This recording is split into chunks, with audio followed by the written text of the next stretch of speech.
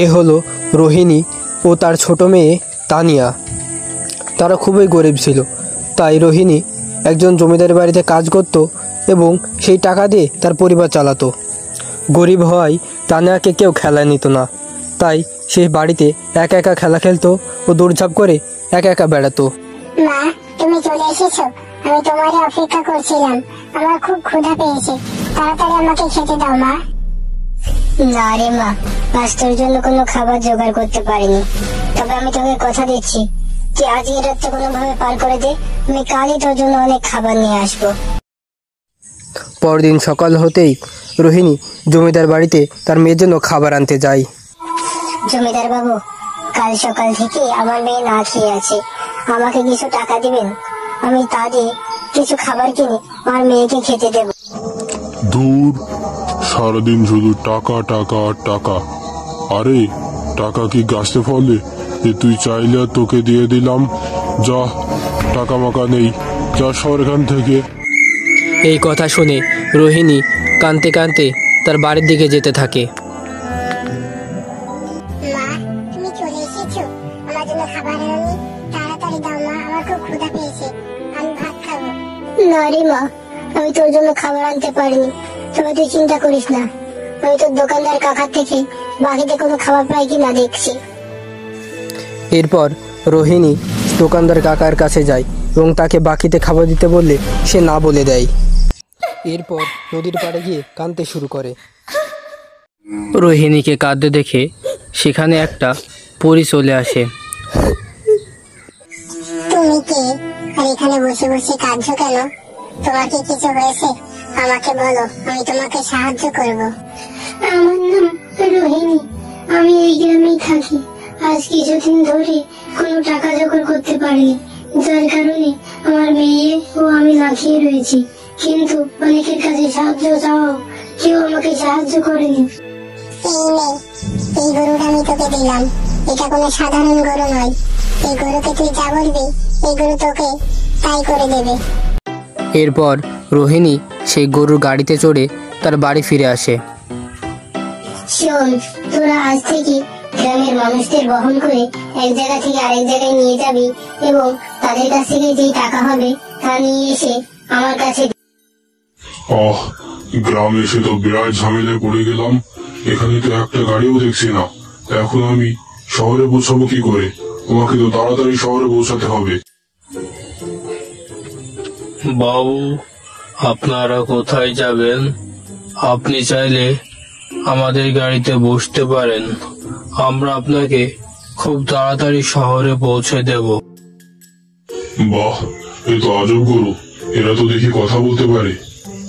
আচ্ছা, আমি শহরে যাব, তোমরা আমাকে কি 10 মিনিটের মধ্যে শহরে পৌঁছে দিতে পারবে? পারে আমাকে নিয়ে তাড়াতাড়ি শহরে চলো। এরপর সেই জাদু গরুর গাড়ি খুব তাড়াতাড়ি তাকে নিয়ে রওনা হতে শুরু করে।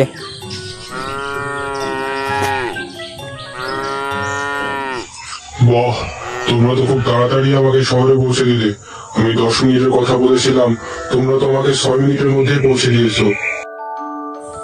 এরপর থেকে গ্রামের সবাই সেই গরুতে চড়তে চায়, কারণ সেই গরু খুব তাড়াতাড়ি তাদেরকে অন্যান্য স্থানে পৌঁছে দিতে পারে। এর কারণে রোহিণী ও তার মেয়ের হাতে অনেক টাকা পয়সা হয়ে যায় এবং তারা ধীরে ধীরে সুখে বসবাস করতে শুরু করে। এইসব দেখে গ্রামের মানুষজন তাদেরকে সহ্য করতে পারত না, তারা তাকে হিংসে করতে শুরু করে। বুঝলো রহিম কাকা, আমাদের গরু গাড়ি আর চলবে না হয়তো। রোহিণীর গাড়ি যেভাবে চলছে, এভাবে চলতে থাকলে আমাদের তো না খেতে পেয়ে মরতে হবে।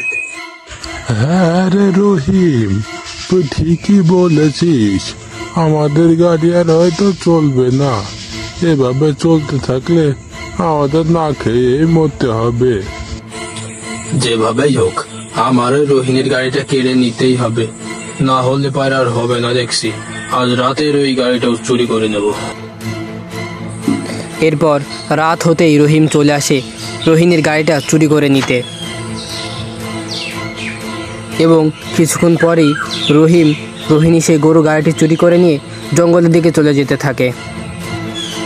পরদিন সকাল সকাল ঘুম থেকে উঠে রোহিণী ও তার মেয়ে দেখে সেই গাড়িটা আর নাই।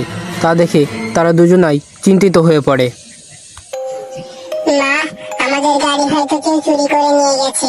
তুমি একটা কাজ করো, গ্রামের মোড়ল মশাইয়ের কাছে যাও এবং তাকে গিয়ে বলো যে আমাদের গাড়িটা খুঁজে দিতে। এরপর রোহিণী মোড়ল মশাইয়ের বাড়ির দিকে যেতে থাকে। মোড়ল মশাই, আমাদেরকে বাঁচান, আমাদেরকে সাহায্য করুন। আমাদের গাড়িটি চুরি হয়ে গেছে। কে যেন আমাদের বাড়ি থেকে গাড়িটি নিয়ে গেছে। আজ সকালবেলায় ঘুম থেকে উঠে দেখি গাড়িটা আর আমাদের বাড়িতে নেই। তোর গাড়িটা তো কোনো সাধারণ গাড়ি ছিল না, ওটা ছিল জাদুর গাড়ি। জাদুর গাড়ি যেভাবে পেয়েছিলি সেভাবেই হয়তো হারিয়ে গেছে। তোর গাড়ি আবার কে চুরি করবে? যা, আমাকে বকাস না, আমার এখন অনেক কাজ আছে। না মোড়ল মশাই, বিশ্বাস করুন, গাড়িটা হারিয়ে গেছে। কেউ না কেউ তো চুরি করে নিয়ে গেছে, এমনিতে কোথাও যায়নি। আমাকে সাহায্য করুন। কিন্তু মোড়ল মশাই তাকে সাহায্য করে না, তাকে আরও বেশি বকাবকি করে এবং তাকে বাড়ি থেকে চলে যেতে বলে বক বক না করে তো এখান থেকে সরে যা। এরপর রোহিণী কাঁদতে কাঁদতে আবার সেই নদীর পাড়ে যায়। নদীর পাড়ে যেয়ে সেই পরীকে ডাকতে শুরু করে। পরি, পরি, তুমি কোথায়? আমাকে দেখা দাও, আমাকে সাহায্য করো। এভাবে কিছুক্ষণ ডাকতে থাকে এবং কিছুক্ষণ ডাকতে থাকার পর হঠাৎ পরী চলে আসে এবং বলে, কি হয়েছে? তুমি এভাবে কান্না করছো কেন? আর তুমি আমাকে আবার ডাকলেই বা কেন? আমাকে সবকিছু খুলে বলো। এরপর রোহিণী বলে, পরি, তুমি আমাকে যে গরু গাড়িটা দিয়েছিলে সেটা কে জানি চুরি করে নিয়ে গেছে। আজ সকাল হতে খুঁজে পাচ্ছি না। মোড়ল মশাইকে বললাম, কিন্তু মোড়ল মশাইও আমাকে সাহায্য করলো না। এখন তুমি আমাকে সাহায্য করো। আচ্ছা ঠিক আছে, এই নাও, এই গাধাটা নিয়ে যাও। এই গাধাটা নিয়ে যেয়ে 4 দিন খেতে দেবে। তারপর তাকে বলবে যে সেই গাড়িটা কোথায় আছে সেখানে আমায় নিয়ে যাও। দেখবে এই গাধা সেই গাড়ির কাছে যাবে এবং তুমি তার পিছু পিছু সেখানে পৌঁছাবে। এরপর পরী যা যা বলে রোহিণী তা মন দিয়ে শোনে। এরপর গাধাটাকে বাড়িতে নিয়ে এসে রোহিণী 4 দিন ভালো মতো তাকে খেতে দেয়। খিদে 4 দিন তো খুব ভালো মতো খেলি। এবার চল, আমাকে সেই জাদু গাড়ির কাছে নিয়ে চল দেখি। রোহিণীর হাঁটতে বলা মাত্রই গাধাটি এক জঙ্গলের দিকে হাঁটতে শুরু করে দেয়। তারা হাঁটতে হাঁটতে জঙ্গলের গভীরে প্রবেশ করে ফেলে। সেখানে পৌঁছেই রোহিণী তার জাদুর গাড়ি খুঁজে পায়। এর পরপরই গাধাটি অদৃশ্য হয়ে যায় এবং রোহিণী তার গরুর গাড়ি নিয়ে বাড়ি ফিরে আসে। পরদিন থেকে আবার নিয়মিত গাড়ি মানুষ বহন করতে শুরু করে।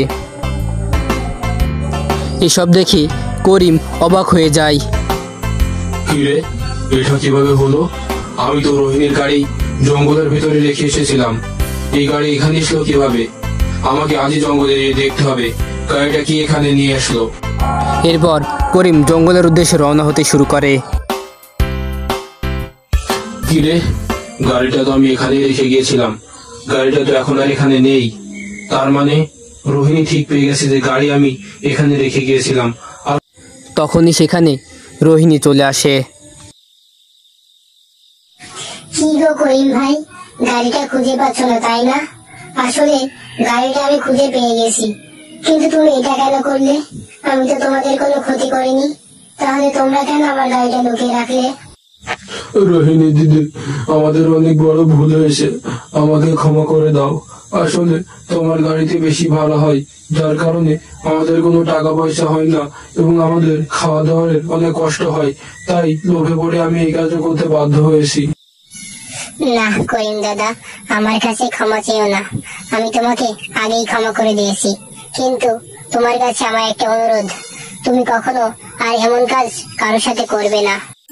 এরপর থেকে রোহিণী ও তার মেয়ে সুখে বসবাস করতে শুরু করে এবং তাদের গরু ভালো মতো তাদের আয় করে আনে দেয়। তো বন্ধুরা, গল্পটি তোমাদের কাছে কেমন লাগলো? গল্পটি ভালো লাগলে একটি লাইক দিবেন।